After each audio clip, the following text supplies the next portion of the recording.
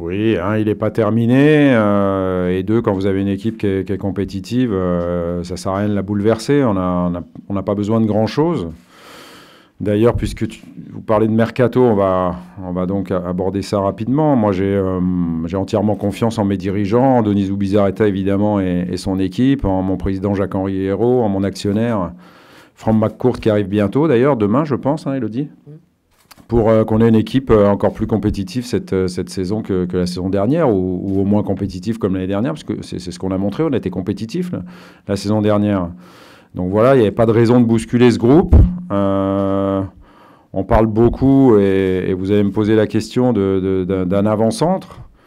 Mais je rappellerai quand même que le problème de la saison dernière, c'est que si on avait pris quelques buts de moins, je pense qu'on serait en Ligue des Champions.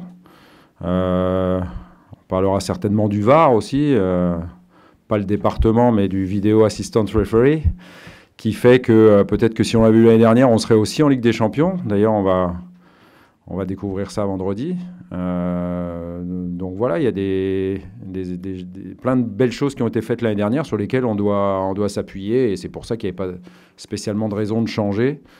On a marqué 80 buts en championnat. On a mis 122 buts, toutes compétitions confondues.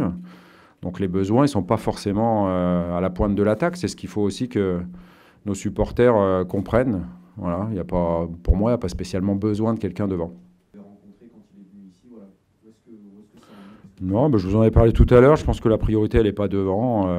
Voilà. Après, tous les grands joueurs nous intéressent. Donc, voilà pourquoi ça pouvait être un dossier qui pouvait être intéressant. Mais il n'y a pas plus d'intérêt sur ce dossier-là que sur d'autres, quoi.